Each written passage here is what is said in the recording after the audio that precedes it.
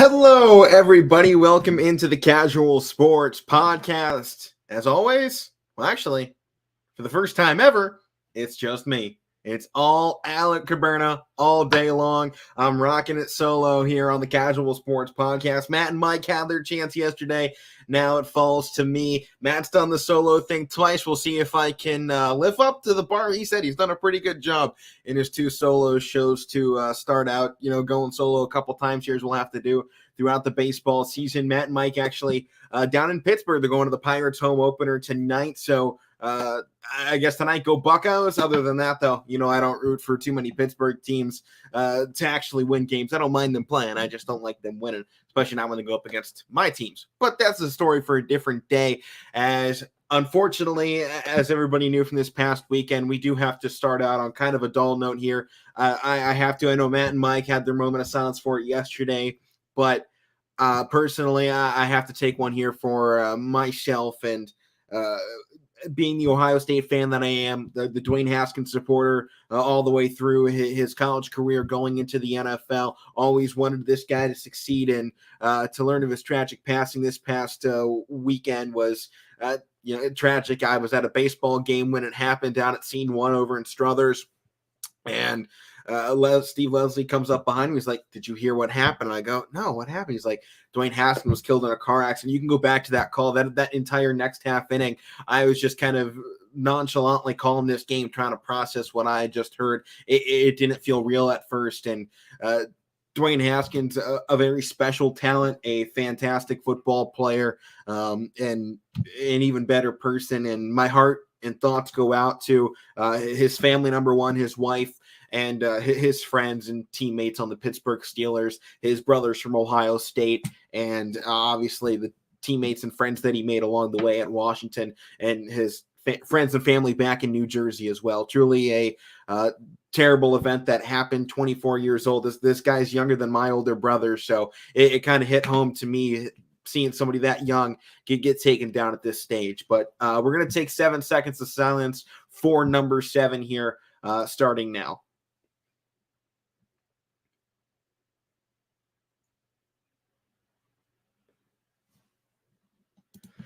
Thank you. So, without any further ado, let's get into the Casual Sports Podcast. Now, today, we tend to do a lot of picks here. I'm throwing picks out the window. There's no point in doing it going into today. I'm going to give a brief rundown of what happened in the Horizon League over this past weekend. Some big surprises, actually. Purdue Fort Wayne came out big and shocked a lot of people, especially us here on the podcast. So let's jump right in. Our first series from the past weekend was UIC in Oakland.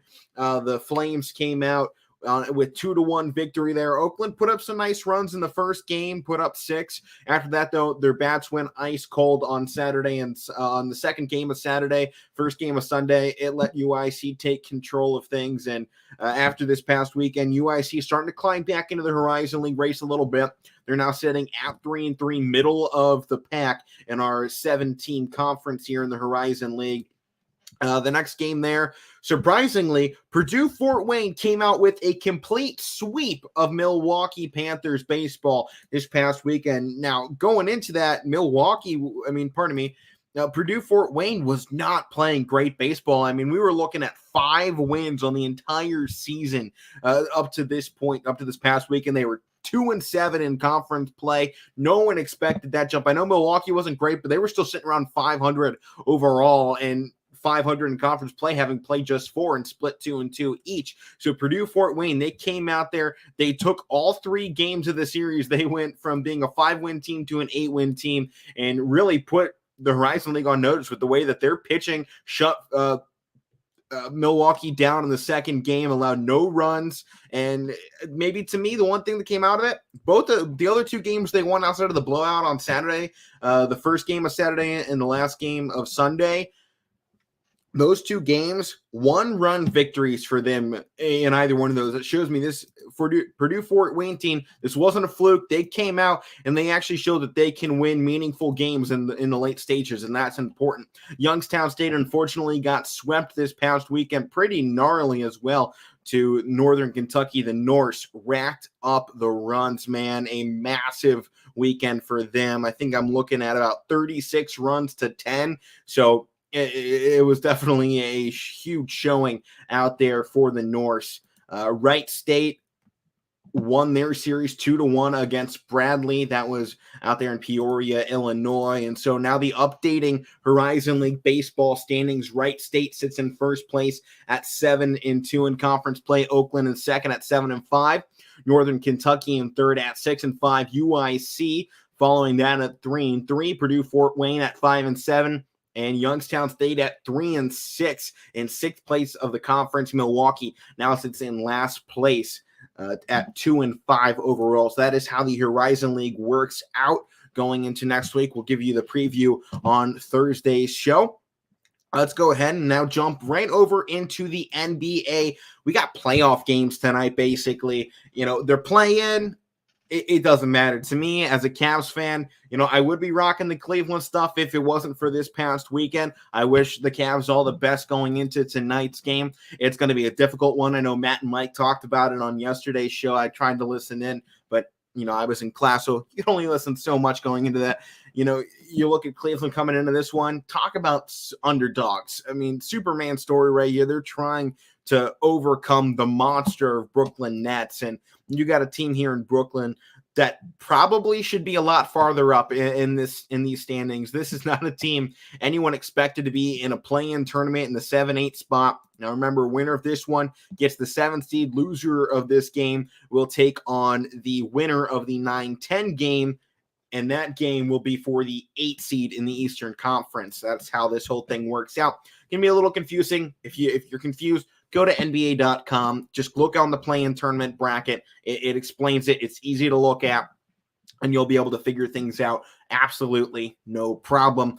Maybe the biggest thing here for me with Cleveland, road games have not been their strong suit on the season. 19-22 overall when they've hit the road. They're 44-38 overall. To me, this season, no matter how tonight's game goes, this was a successful season because we got a winning record. The last time, I think we pulled this up, the last time Cleveland had a winning record without LeBron James was like 6-7 years before he was even drafted by Cleveland. So it has been a long time coming to kind of get back to this point of being able to win without LeBron. And I think that's the next big step of what this franchise can be, trying to find a way to win games without LeBron James. And that's a very real next step for this team. That's not anything against LeBron or the time he had here or the championships he won along the way. That is just, he's gone. It's finally time that this franchise can move on. And they've shown that this season that they're willing to and that they have the ability to. And I think that's huge going all the way through this season.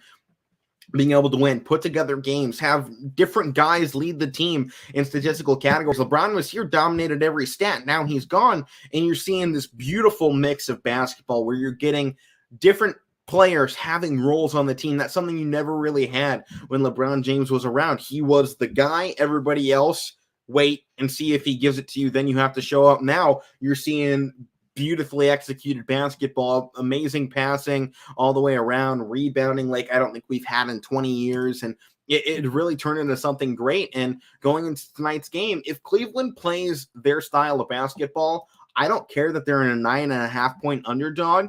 Cleveland Cavaliers can absolutely destroy the Brooklyn Nets. I don't think that is a crazy thing to say. Cleveland is a team that could. And the question is, can they? Going into tonight's game, they've lost 3 of the 4 games during the regular season. They lost the last one, 118-107. They won game 3, 114-107. The game before that, 117-112. The one before that, 109-99. These games so far in the season have not been blowouts. I don't expect that coming out of tonight. Maybe the one thing for me, how healthy is Cleveland going to be? At the moment, the only person on the injury report is Jared Allen. So supposedly everyone else is coming back, obviously outside of Rubio and Sexton, who are out for this entire season with more permanent injuries. And at the moment for the Nets, they still have a question mark on Ben Simmons and Seth Curry. So there was a lot of rumors coming around that Ben Simmons looked like he was going to be shut down for the remainder of the season, would not get any playoff time. Whether that comes to fruition, obviously will depend a lot on this game. But I think you look at these two teams and you compare them and you put the youth of the Cleveland Cavaliers in this ball game. That's the wild card for me. Can the Cleveland youth put together a game against, in all reality, a very experienced and dangerous Brooklyn Nets basketball team? So you're coming down to this point. I think this is a very real possibility. Brooklyn Nets go down in this game. And I think a lot of people will go, oh, you're just a Cavs fan. That's why you're picking this.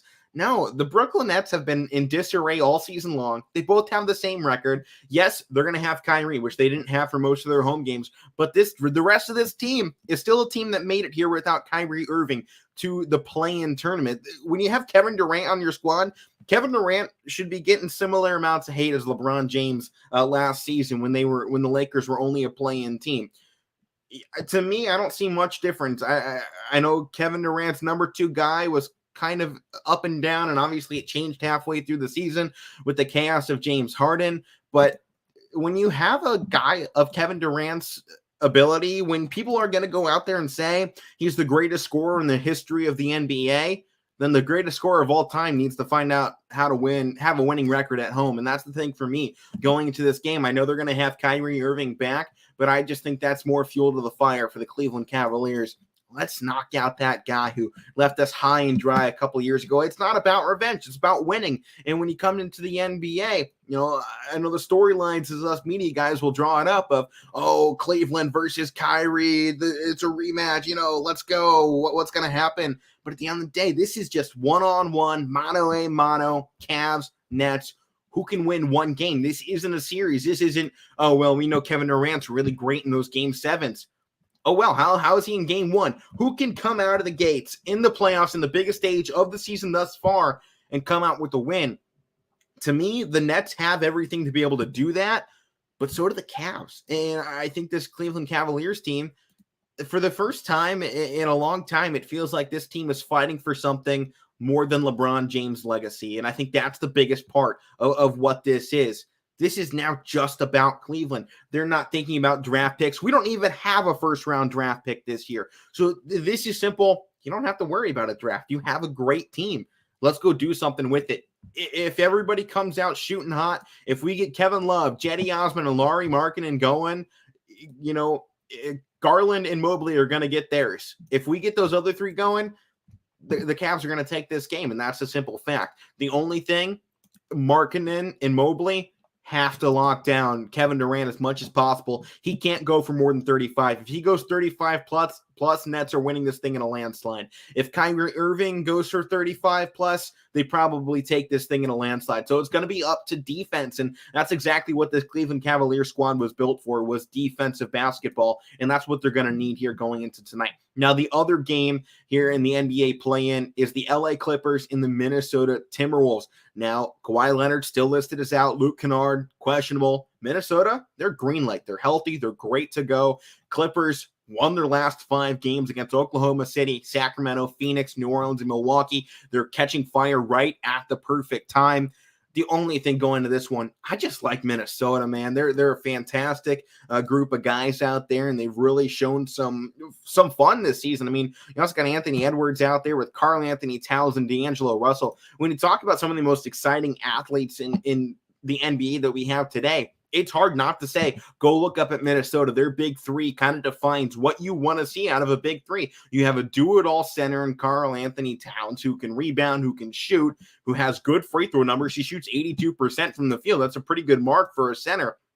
And then you got D'Angelo Russell, a guy that has bounced around his entire career, and it seems like he has kind of found a spot up there in Minnesota, and they just have a complete team. The one thing to me, though, the Clippers, they have found ways to make gritty runs along the way, and I think we're looking at another one potentially here, but I'd still go and give my edge to Minnesota along this game. I know they lost 2 of their last 5, and the Clippers won 3 out of the 4 games in the regular season, but that final one's the one that sticks out. 122-104, Timberwolves came away with the win the last time they saw each other. None of these games have been close between these 2 all season. I don't think that changes. I think somebody's going to take this ball game in the 3rd quarter, and they're going to run away with it going into the 4th. So that's my thoughts on this game. The other 9 and 10 game in the Eastern Conference will be tomorrow at 7 p.m. I'll talk about it now since I won't be on tomorrow's show. The Charlotte Hornets taking on the Atlanta Hawks, both teams with the same record. The one thing, this Atlanta Hawks team have been phenomenal at home. 14 losses at home compared to 27 wins. This is a team that loses a lot more on the road than they ever did at home this season. I think that's a huge part. Trae Young loves to show up in big games. A couple of key injuries out for them: Sean D. Brown, Lou Will, and John Collins. That's going to hurt going into this game. But remember, this is now or bust. There is no secondary chance. When you look at the 7-8 game, if the Cavs or the Nets lose, they still get a second chance. Hornets and Hawks, you lose, your season is done. This is maybe the most exciting game in college, in the NBA, because it feels like March Madness in college basketball, because it's a one or done. You got to show up now. I don't care if you're the better game in 7 games. You need to do it now. And when you ask one of these teams to go out there and have the best game possible, I think the team that can go out and have the better game is Charlotte. They just have ballers all around, whether it's LaMelo, Bridges, Plum, Lee, Hayward, who looks like he's going to be out for tonight's game. They have a multitude of guys that can go out there and deliver in big moments. You go on the other side, it's Trae Young and John Collins, but John Collins ain't there. He's injured. Lou Williams, well, he's injured. Well, you got Clint Capella. Clint Capella's never been a high-volume scorer. He can go get you some, but he's not a guy that you can just go, oh, man, we really need this. Hey, Clint, can you go do this for us? He can try, and he'll give you a nice game, but he is not the superstar that you need going into a game like this. He's going to rebound the ball well. Trae Young is going to get his, but who else can step up for Atlanta? And that's the question going in through this one for me tonight. And that's why I'd give the edge to Charlotte. Now, the other playing game, 9:30 tomorrow, the Spurs taking on the Pelicans. I would love to see the Spurs get right back into the playoffs, man. This team has been kind of hanging on to the edge these last couple of seasons. They finally blew their playoff streak of getting in. It was 20-some years, I think, with Greg Popovich. One of the best streaks I think I've ever – well, obviously one of the best streaks of all time, making it into the playoffs, set records while doing it. And I just think you're going into this with an experienced team. The Pelicans, their number one guy is out in Brandon Ingram. I know Lonnie Walker's on a day-to-day right now for the Spurs, but I do think that's pretty big. And I think DeJounte Murray has had a fantastic season for the Spurs. And I think, much like I said in the last game, if you need one team to go big one game, who can do it?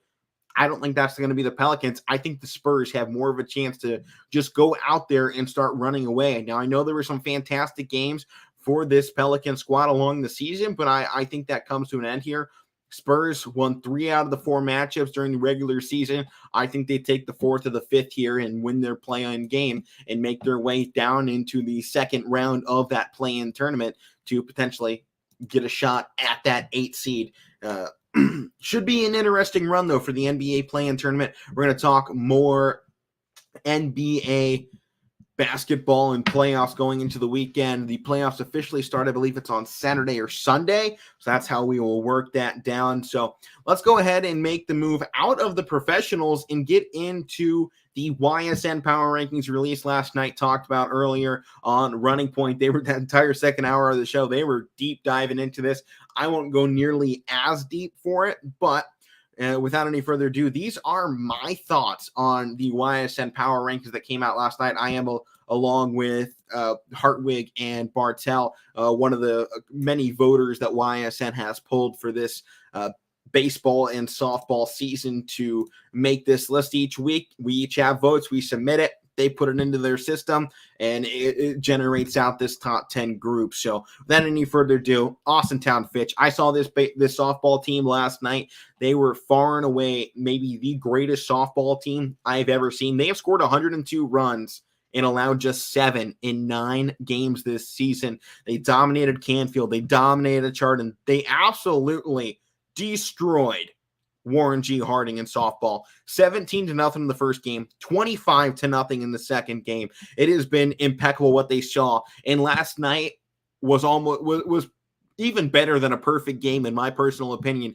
Sidney Watts up on the mound. They went 5 innings against Cardinal Mooney, won 13-0, and all 15 outs came via strikeout from Sidney Watts. She is a phenomenal young pitcher. Now, they have her listed on the website as just a freshman.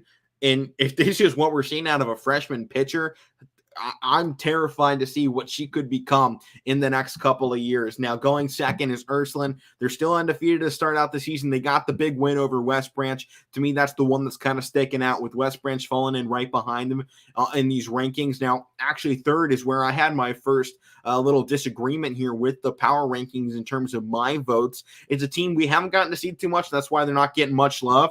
But Garfield Softball, they're jumping out here, and obviously they're in maybe not the best MVAC conference this year, but they started out the season 3-0. They got 2 big wins over Liberty, and they took down LeBray. LeBray, not a bad team. Liberty kind of feels like both boys and girls are in some rebuilding stages right now. But they've outscored opponents 36-8 in just 3 games. The fact that they're averaging right now 12 runs a game, that's a phenomenal mark to be at, and allowing under 3 runs on the other side. They got something brewing right now. They're going to have some more interesting games coming up rest of the season. Seeing Brookfield champion West Branch and Crestview down in the bottom half of their year is going to be a massive game to see. Now, following them, I did have West Branch up there, who fell at number 3 in the YSN power rankings. The one thing I'm still a little iffy on is they allow in a lot of runs, and they don't have the lockdown pitching that they did last year. It hasn't been as phenomenal. Now they've taken on a good Boardman squad and a good Ursuline squad, both teams represented here in that top 10 of the softball power rankings.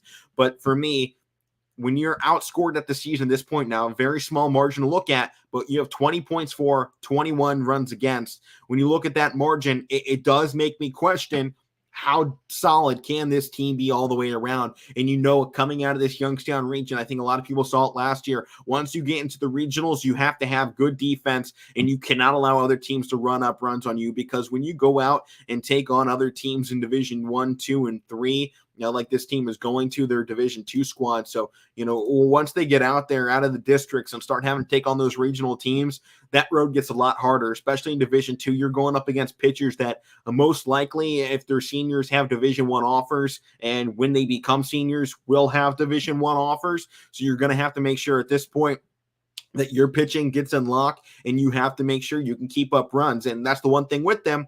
They kept up the runs against Boardman, but then Ursuline came out there and kind of pounded them 10-4. And that's where you saw that first little crack in the foundation. Now, that's not going to completely drop them out. It's a long way to go. It's one loss. It's whatever. But I think the stats that have come out of this early part of the season do kind of lead to that foundation not being as strong as it was last year. I saw that West Branch squad go into the regionals. They took down my high school rival in Revere. It was awesome. They won 11-1 on a walk-off home run. It was fantastic. It was great. Highlight of my broadcasting career, one of them, and then had the state championship game, which topped that just a little bit. But that West Branch squad, I saw what they could be last year. I'm waiting to see that again here this season. It'll take a lot to get back to that mark, because they were truly a phenomenal softball squad last year. Now, following them, I do have South Range shitting up in there. A very small margin to look at right now. I'm interested to see how they fare coming up against Louisville and Poland and Lakeview and Hubbard. They got some hard games ahead of them. I think it's too early to tell with South Range.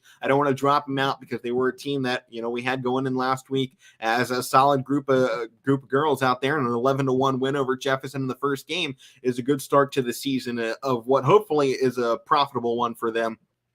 After that, I had Hubbard Softball, a team that's down here at 10. I like what they've done here in their first 3 games of the season. I think the game against Niles McKinley is a good one tonight, but they've outscored opponents 28-4 in 3 games. I love that. I mean, you're getting almost 10 runs per game, allowing 3 runs on their, just about 1 run per game on the other side of it.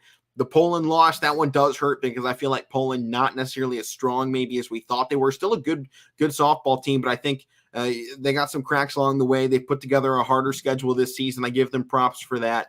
But, it's the big losses, or the loss to Fitch, the one that stands out for me. And I know that I just said that Fitch team is absolutely phenomenal, but I do think you kind of have to factor in some of these other things when I'm looking now at Hubbard and I see that Poland loss ahead of them. Despite what they've done in the last 2 games, I got to hold that in there. Now, following Hubbard, I actually had Crestview. They're 2-0 to start out the season. Now, they haven't done a lot, but I like what they got going on in Columbiana. They seem to be putting some good squads together on pretty much every sport. So they're a team that I think I look at here early. So long as they stay winning, I think I'm going to keep them balanced right in there in the votes.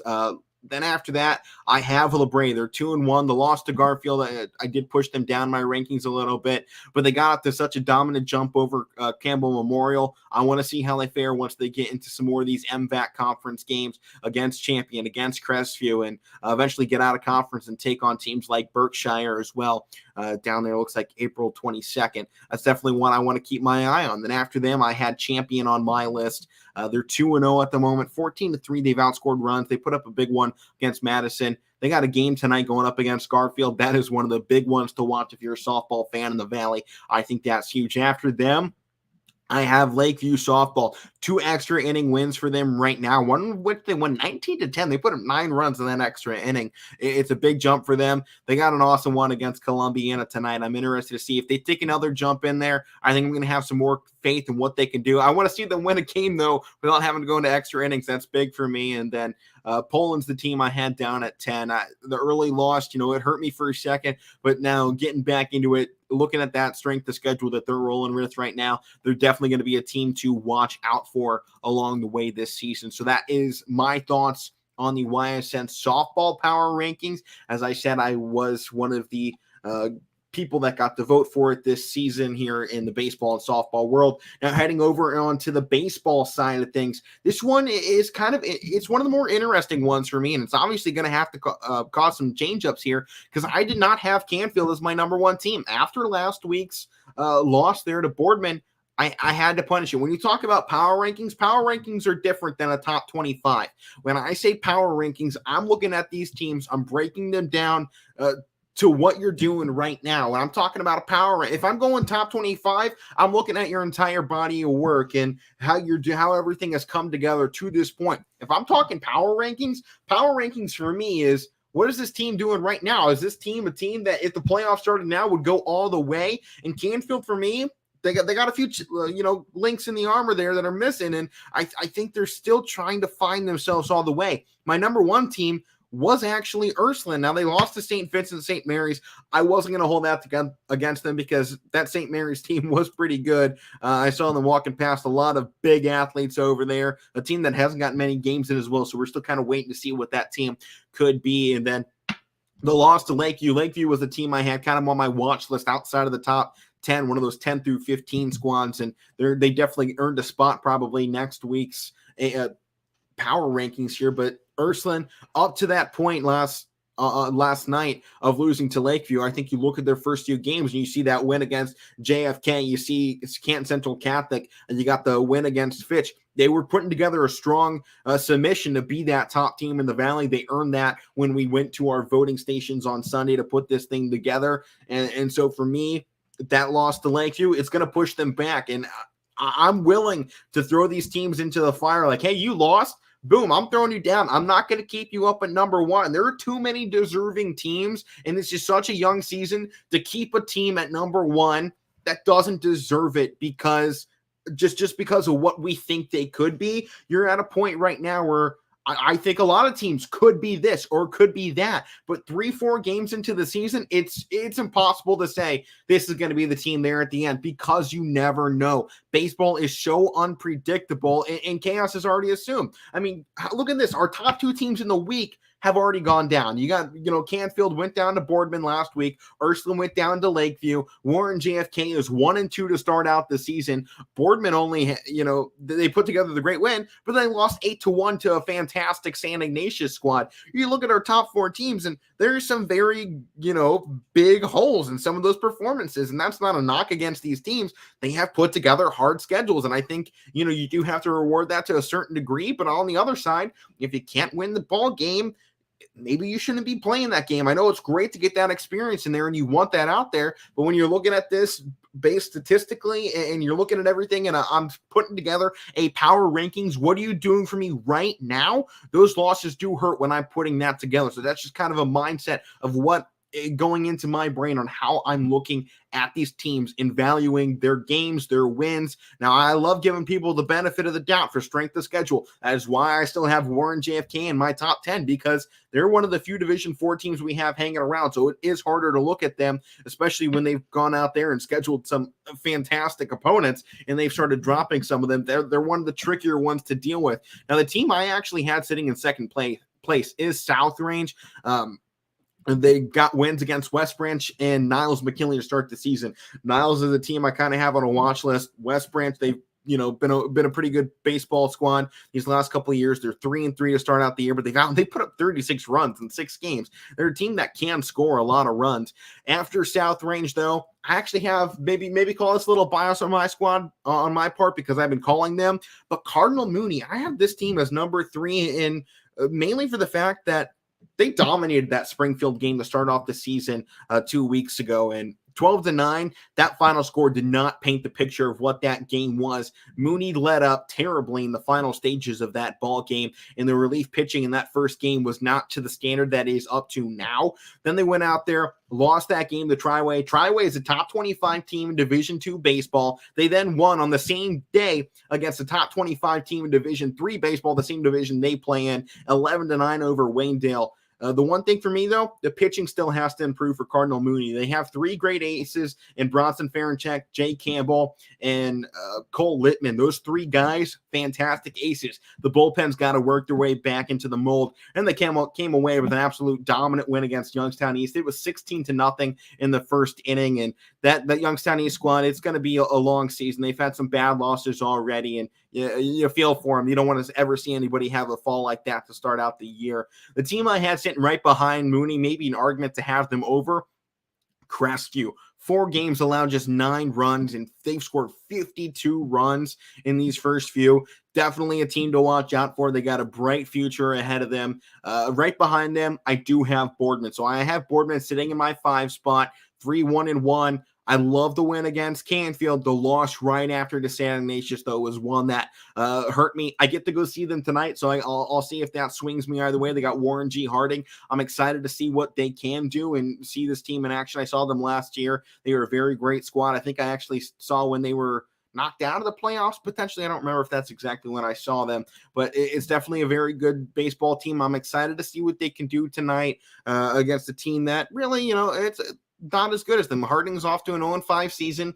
Boardman is a fantastic team up here in Division II baseball. They got a good shot to put up some runs. I'm excited to see if they can put in a dominant performance like I think we can all expect. Now, this is where I finally have Canfield. When I'm putting together power rankings, if it's this week and I got a team that just went and beat another team, yeah, I'm going to keep them ahead the other squad, and that's kind of what I've done here. I put Canfield behind Boardman because if you put these 2 games head-to-head, I know DJ has said if you made this a 7-game series, he thinks Boardman would Canfield would win.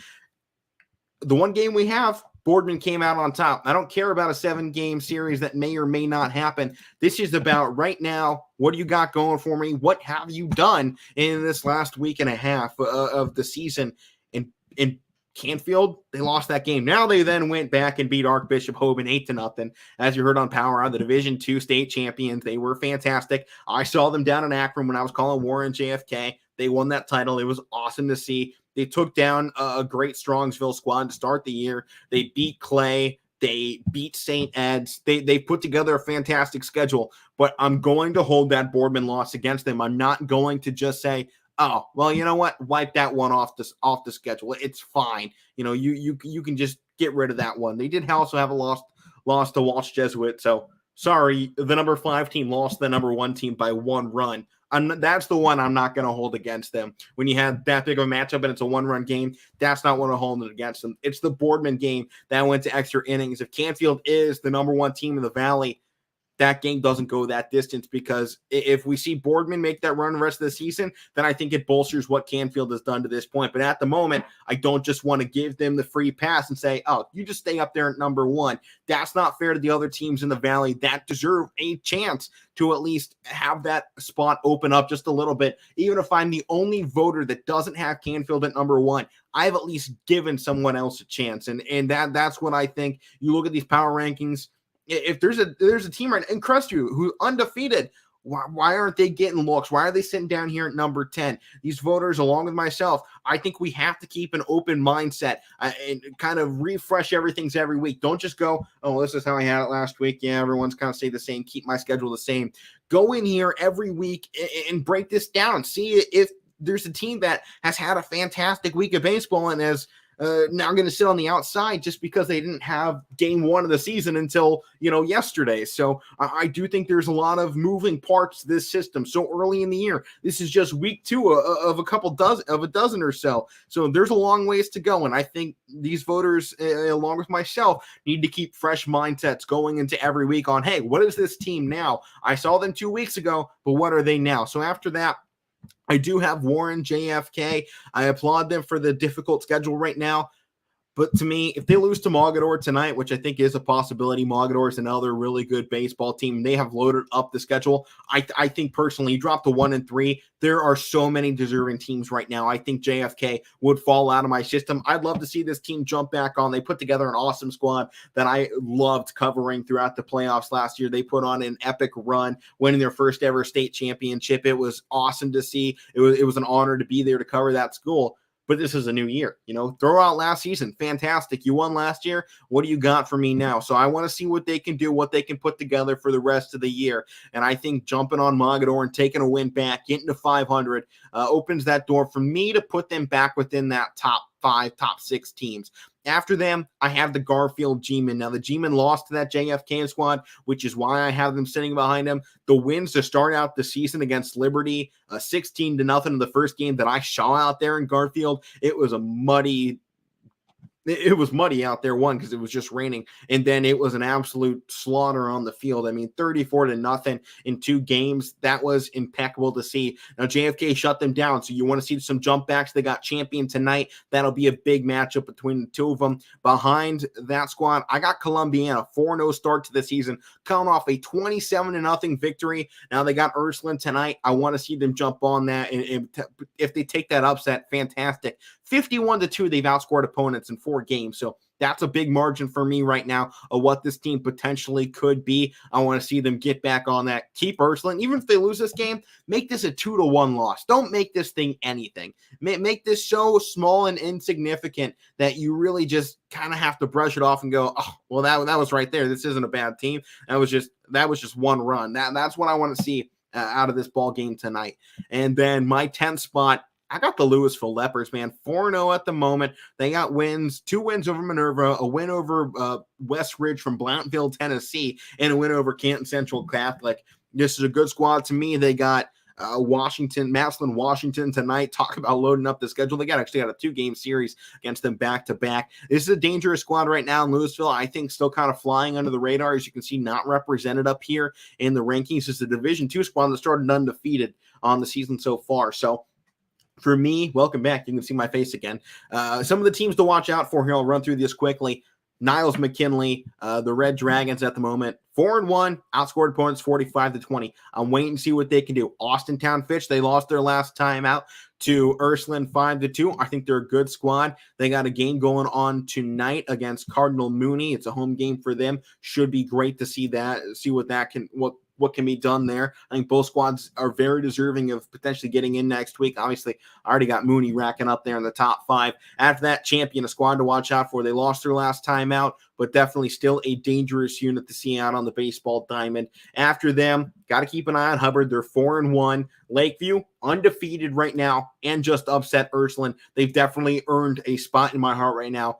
And Salem, their team I'm watching out for, but I'm not overly impressed with at the moment. The one thing holding on for me is they put together a decently difficult schedule, and they've outscored their opponents 18-12. Now the games haven't fallen their direction, and that's the part I'm waiting for to see if some of these games can start going their way. And if they can do that, then I'm at the point that I'm like, all right, now I'll give you that spot in the top 10. So that's how I'm working right now with my power rankings in my vote. I know it's a lot of details to go in through, but that's the sports world. That's baseball, baby. Baseball is crazy.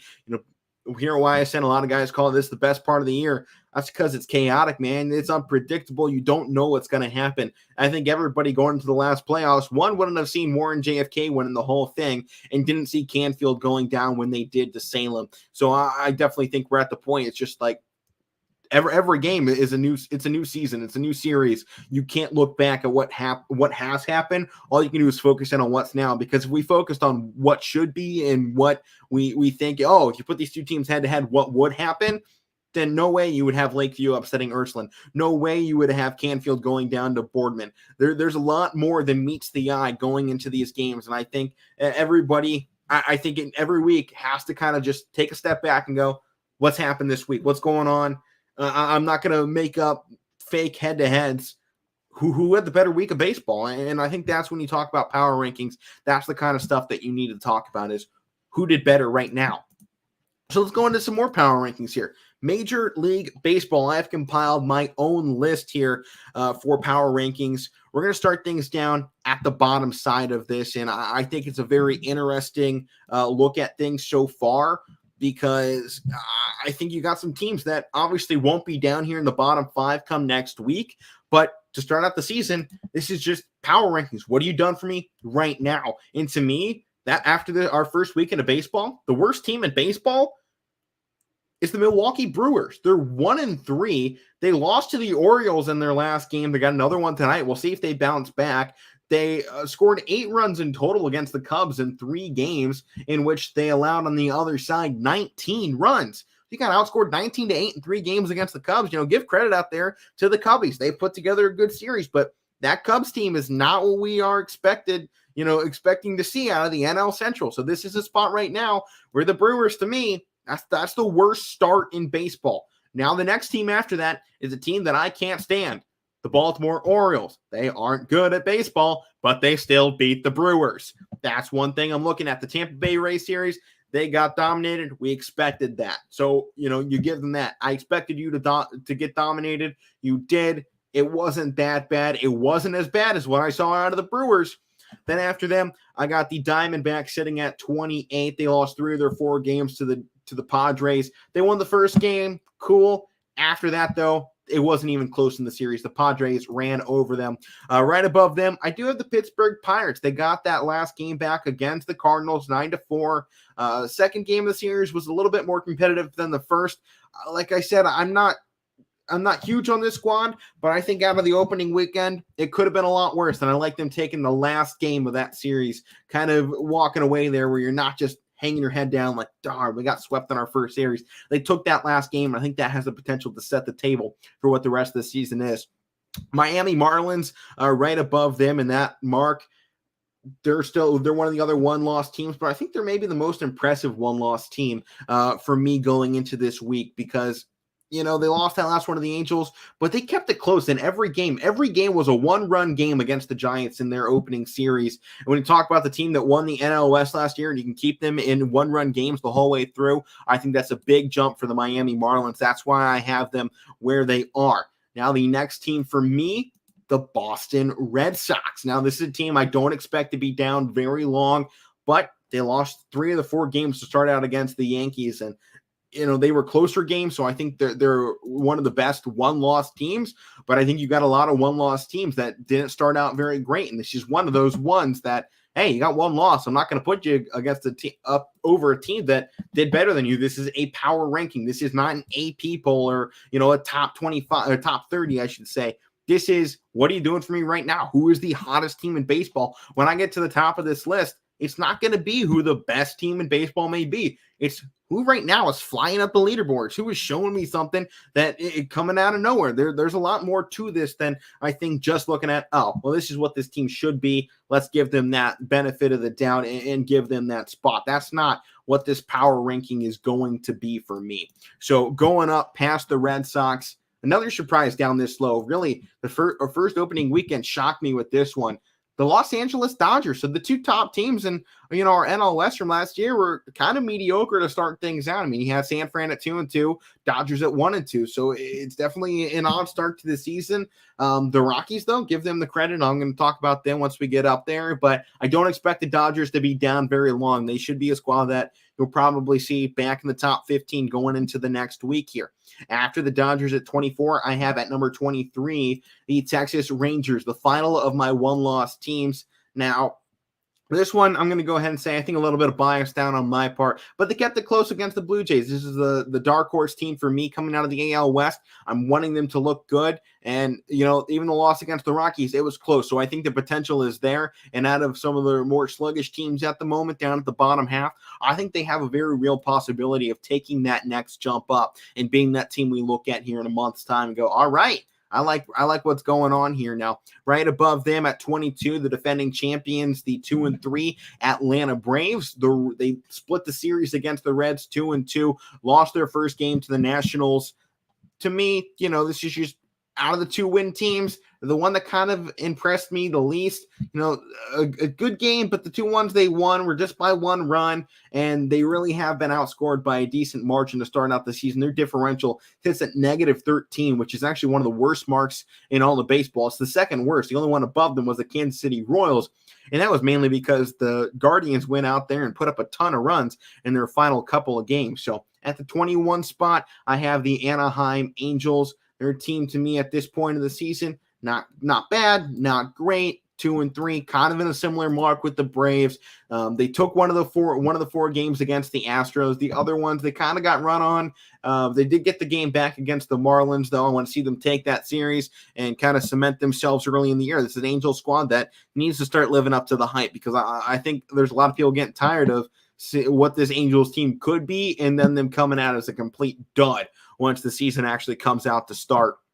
Now, next up, under the Angels, I do have the Washington Nationals, another 2-3 squad, third in the NL East. They lost the first 3 games to the Mets. They've won their last 2 and go margin. I like them starting to heat back up after those first 3 losses to the New York Mets. So, I don't like that they couldn't win at home early on. That's the one thing that's got me in the bottom part of this list at the moment. Right ahead of them, I do have the Kansas City Royals. Right now, they're one of, I think, in my opinion, kind of the worst 2-2 team that we have. And most of that comes out of the final 2 games of that series against Cleveland. And first 2, they were close. It was fine. Then you get into the back half of that series, and I think you'd expect the home team to kind of be a little bit more fresh, because they haven't been living in hotel rooms the last 4 days. They've been at home. They got that nice home cooking here in the opening part of the season. They don't have to go on any big travels yet. And instead, you get to the late half of the season, or at least the half of the series, and they get absolutely run out of their own ballpark. That's embarrassing for the Kansas City Royals. You can't let that happen. That's just uncalled for out of this one. Now, above them, I have the Detroit Tigers. They're 2-2 to start the year. They lost 2 to a really good squad in the White Sox. They took a game against the Red Sox here to open up this second series. They're currently leading right now in the top of the 6th as well, 3-2 over the Red Sox. So this is a team I expect to see kind of make that jump up in the AL Central. Now, above the Tigers, I do have the Seattle Mariners, another okay 2-2 squad, scoring differential -8, but they lost 2 to the Twins, 1-2 against the Twins. I think they're kind of evened out. This is one of those teams floating right around the middle of the country. Now, after them, the San Francisco Giants, they're 2-2, differentials at -1. To me, this is kind of a fresh start coming into this next week of what this team can or can't do. I'm not going to jump the gun and say, oh, they're going to be right back where they were last year. Go, oh, nope, it's over, going back to the bottom. I think this is a team that we're kind of waiting on to see if they can be what we think they could be yet again here. After them, the New York Yankees, another squad I'm viewing in that same light. 2-2 to start the year.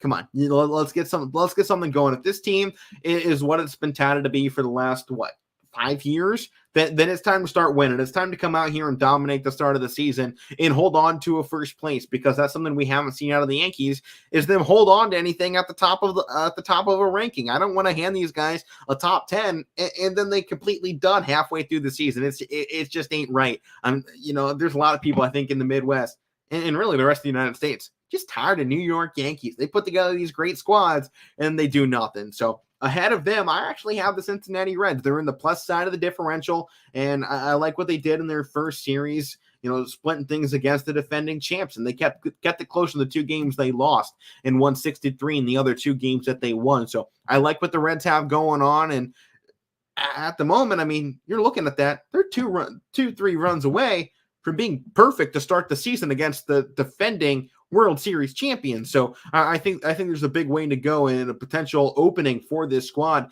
to make some noise going through things. Now, after that, I have the Minnesota Twins at +8 in their run differential right now. Everybody knows I love my differentials in that scoring run. I think it really does tell the tale of what a team can do throughout the season. They lost their first 2 games against the Mariners, but then they came back and won the final 2. And I think winning that final 2 sometimes can be more important than winning the first 2, because it sets the table for the rest of the week and the rest of the season, or at least the rest of the month, in my opinion. So that's where I have that sitting. So up there, above the Twins now at number 12, I have the Oakland Athletics. Maybe not, the best team in baseball right now, but they're another 2-2 squad that I'm kind of looking at with some nice size. I'm like, okay, yeah, they lost 2 of the 3 against the Phillies, but they came back there and they dominated the Tampa Bay Rays, the team that was undefeated after the opening weekend, the only undefeated remaining after the first weekend as well, and they won 13-2. I think this squad, as much Matt likes to say it, they're playing Moneyball.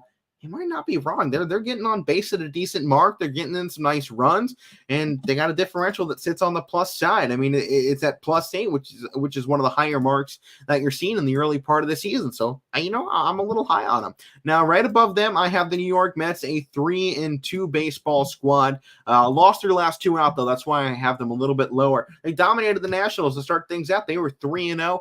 Then dropped the 4th game. Now dropped the opener to the Phillies. Very close ones. Is a very high spot for them to be in here at number 11 in my eyes. Now up at 10, maybe a little bit of hometown bias here, but I got the Cleveland Guardians sitting at number 10, 2-2, and taking those last 2 of the series at such a high margin as they did.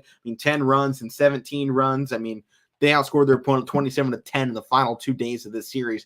Those first 2 games, to me, I watched it. It felt like some feeling out processes, and to keep it that close while feeling things out for really both squads, I think is a nice margin to be in. But I still think that this Cleveland team is a squad that can compete. And you're watching right now that Stephen Kwan just became, it was the first big leaguer since like World War II to have 5 hits in his first 5 games of his MLB career. And he got a potential Rookie of the Year rocket in Cleveland right now. That's why I have them sitting at number 10. So up at number 9, the 2-1 St. Louis Cardinals. To me, kind of, the least great of our teams on the high side of 500, coming off with some tight wins against the Pirates. I'd like to see them get a little bit tighter than that. When you're not expecting much out of the Pirates this season, Mike's even kind of said that he doesn't really know what they think they can be. You expect the Cardinals to play a little bit better than I think they did. Now above them, the Toronto Blue Jays, they got a differential rocking out of here of 0 through their first 4 games. They took a big win against the Yankees. I like to see that. They took 2 of the 3 against the Rangers. There's that one game in there. 12-6, they lost that. It feels like a little bit of an error, a misstep for them. So being inside the top 10, I agree with them being there, but I don't want to give them the jump too early. I know CBS Sports has the Blue Jays right now as the number 2 team. Bleacher Report has them at 4. I have them at 8. I want to be realistic with what these teams are right now and not jump the gun on expectations. Now, after that, I have the Tampa Bay Rays sitting at number 7, a squad that both Bleacher Report and CBS have in the top 2. I like what they did, but I think we have to discount this. They beat the Orioles. Let's not overreact. Everybody beats the Orioles. Now, they then went out the next game and lost 13-2 to the Athletics. I think you have to weigh that maybe a little bit because, like I said, they beat the Orioles. It is not a big deal to beat the Orioles.